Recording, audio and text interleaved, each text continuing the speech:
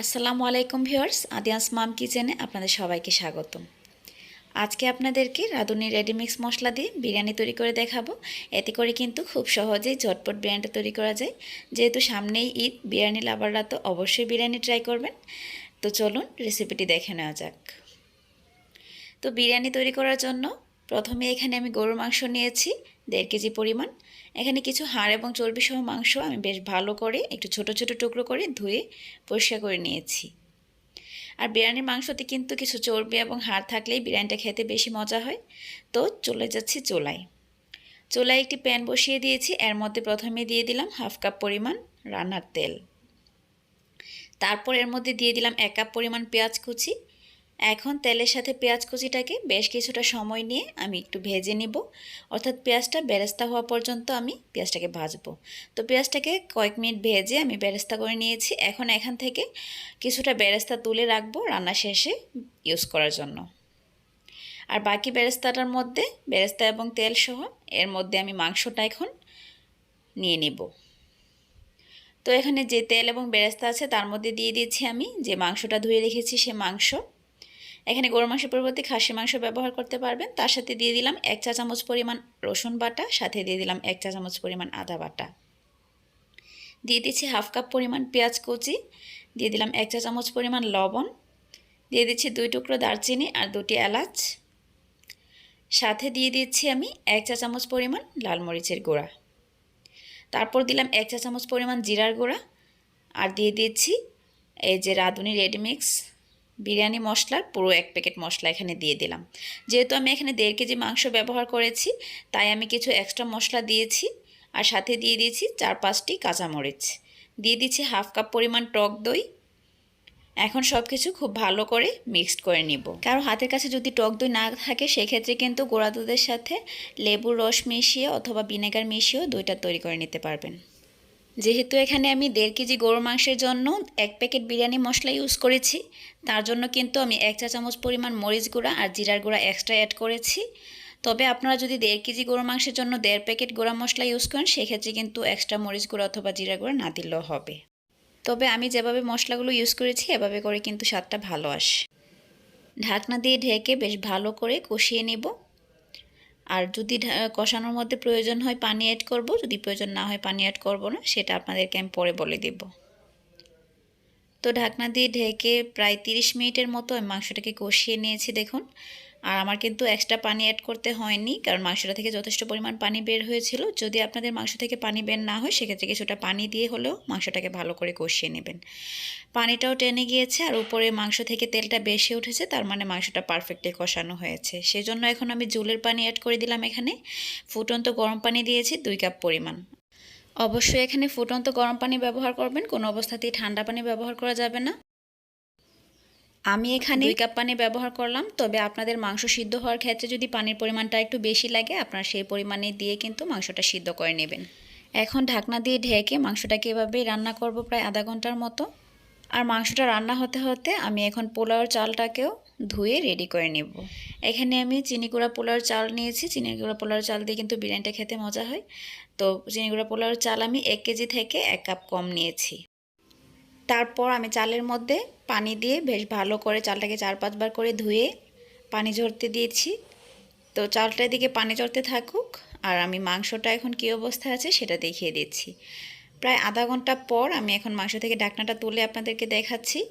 দেখুন মাংসটা কিন্তু পারফেক্টলি রান্না হয়ে গিয়েছে আর উপর থেকে তেলটাও বেশি উঠেছে।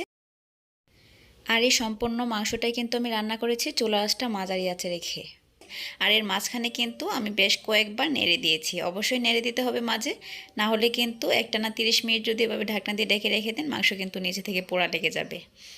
তো মাংসটা যেহেতু পারফেক্টলি সিদ্ধ হয়ে গিয়েছে আর রান্নাও হয়ে গিয়েছে, এখন আমি মাংসটাকে এক পাশ করে মাংসটা থেকে অতিরিক্ত তেলটা আলাদা করে নিচ্ছি। এই তেলটা দিয়ে আমি বিরিয়ানির চালটাকে ভেজে নেব। তো এখন এই আলাদা করে তেলটাকে আমি যে পাত্রে বিরিয়ানিটা রান্না করব সেই পাত্রে ঢেলে নেব। তো পাত্রে তেলটা ঢেলে আরও কিছুটা এক্সট্রা তেল আমি দিয়ে নিয়েছি। দিয়ে যে পানি জড়িয়ে রাখা পোলাওর চালটা সেই চালটা এখন দিয়ে দিচ্ছি। আর এই চালটা দিয়ে আমি এখন তেলের সাথে বেশ কিছুটা সময় নিয়ে খুব ভালো করে চালটাকে আমি ভেজে নেব। আর এখানে চুলার আঁচটা মাঝারিতে রেখেছি। মাঝারিতে রেখে প্রায় 6-7 মিনিট সময় নিয়ে চালটাকে আমি ভাজবো, অর্থাৎ যতক্ষণ পর্যন্ত না চাউলটা থেকে একটা ছনছন শব্দ হচ্ছে ততক্ষণ পর্যন্ত আমি চাউলটাকে ভালো করে ভেজে নেব। তো চালটাকে ভালো করে ভেজে নেওয়া হয়ে গিয়েছে। এখন এর মধ্যে আমি দিয়ে দিলাম লবণ। লবণটা স্বাদ অনুযায়ী দিয়ে নেবেন। লবণটা দিয়ে একটু মিক্সড করে তারপর এখানে আমি পানি দিয়ে দিচ্ছি। আর এখানে পানির পরিমাণটা হচ্ছে চাউলের ডাবল, অর্থাৎ চাউল যে পরিমাণ ব্যবহার করেছি তার ডাবল আমি পানি এবং দুধ সহ দিলাম। অর্থাৎ 1 কাপ দুধ দিয়েছি আর বাকিটা পানি দিয়ে আমি দিয়ে দিলাম। অর্থাৎ যে দুধ অথবা পানি যাই ইউজ করেন না কেন চাউলের ডাবল হবে। তার সাথে আমি 1 চা চামচ পরিমাণ কেওড়া জল দিয়ে দিয়েছি। আর এখানে কেওড়া জল দেওয়ার কারণে কিন্তু বিরিয়ানি থেকে শাহি একটা গ্রান ছড়াবে। তারপর আমি ঢাকনা দিয়ে ঢেকে দিয়েছি। বিরিয়ানিটাকে এভাবে পানিটা টেনে আসা পর্যন্ত এভাবেই রান্না করব। তো এর মাঝে কিন্তু পানিটা টেনে এসেছে। চুলার আঁচটা কিন্তু মিডিয়াম টু হাই আছে ছিল। এখন আমি ঢাকনাটা নামিয়ে তারপর এর উপরে মাংসটা দিয়ে দিচ্ছি। যে রান্না করে রেখেছিলাম মাংসটা দিয়ে এখন মাংসটা চাউলের সাথে একটু ভালো করে মিক্সড করে নেব। মাংস দেওয়ার আগ পর্যন্ত চুলার আঁচটা ছিল মাঝারিতে। এখন আমি চুলার আঁচটাকে কমিয়ে একদম লোতে করে দিয়েছি। যেহেতু এখন চাউল থেকে পানিটা সম্পূর্ণরূপে টেনে গিয়েছে তাই আমি পাতিলের নিচে এখন একটা আলাদা তাওয়া দিয়ে দিলাম। তবে যদি আপনারা মোটা তলানিযুক্ত পাতিল ইউজ করেন সেক্ষেত্রে এটা না দিলেও হবে।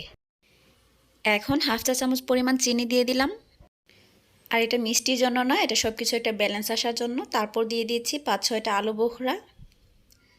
এরপর সাথে দিয়ে দিচ্ছি যে পেঁয়াজের বেরেস্তাটা প্রথমে করে রেখেছিলাম সেই পেঁয়াজের বেরেস্তা। তারপর দিয়ে দিচ্ছি 7-8টার মতো কাঁচামরিচ, আস্ত কাঁচামরিচ, এটা শুধুমাত্র ফ্লেভারের জন্য। সাথে দিয়ে দিচ্ছি আমি ঘি 1 টেবিল চামচ পরিমাণ। এতে করে অনেক সুন্দর একটা ফ্লেভার ছড়াবে। কেউ যদি বিরিয়ানিতে আলু দিতে চান সেক্ষেত্রে কিন্তু আলু আগে থেকে বেজে রেখে এই পর্যায়ে দিয়ে ঢাকনা দিয়ে ঢেকে রেখে দিলেই হবে। তো আমি ঢাকনা দিয়ে ঢেকে প্রায় 10 মিনিটের মতো লো আঁচে রেখেছিলাম। তারপর আমি ঢাকনাটা তুলে এখন সব কিছু বেশ ভালো করে একটু উল্টে পাল্টে দিচ্ছি আবারও। আর এরই মাঝে কিন্তু বিরিয়ানি হয়ে গিয়েছে। রাইসগুলো পারফেক্টলি সিদ্ধ হয়ে গিয়েছে। আমি জাস্ট সব কিছু ভালো করে মিক্সড করে নিয়েছি আর চুলাটা অফ করে দিয়েছি। তো চুলাটা অফ করে দেওয়ার পর বিরিয়ানিটাকে আমি আরও একবার ভালো করে ওপর নিচ করে উল্টে পাল্টে দিচ্ছি। এখন বিরিয়ানিটাকে ঢাকনা দিয়ে ঢেকে দমে রেখে দেবো 20 মিনিটের জন্য। আর 20 মিনিট পর আমি আপনাদেরকে সার্ভ করে দেখাচ্ছি। তো দেখতেই তো পাচ্ছেন কত সহজেই তৈরি হয়ে গেল পারফেক্ট বিরিয়ানি। আর এই বিরিয়ানিটা খেতেও কিন্তু অনেক বেশি মজাদার হয়েছিল। অবশ্যই রেসিপিটা ফলো করে আসছে ঈদে ট্রাই করবেন। আশা করছি বাসার সবাই অনেক বেশি পছন্দ করবে। আর আমাকে কমেন্ট করে জানাতে পারেন কেমন লেগেছে আমার আজকের রেসিপিটি ভালো লাগলে ভিডিওটিতে একটি লাইক করে দিন। আর আমার চ্যানেলটিকে সাবস্ক্রাইব করে আমার চ্যানেলের পাশেই থাকতে পারেন এরকম আর নতুন নতুন রেসিপি পাওয়ার জন্য। আপনারা চাইলে রেসিপিটি ফ্রেন্ডস এবং ফ্যামিলিদের সাথেও শেয়ার করে রাখতে পারেন, এতে করে তারাও দেখার সুযোগ পাবে। রেসিপিটি শেষ পর্যন্ত দেখার জন্য আপনাদেরকে অসংখ্য ধন্যবাদ। সবাই ভালো থাকবেন, সুস্থ থাকবেন। আজকে এ পর্যন্তই। আল্লাহ হাফেজ। আসসালামু আলাইকুম।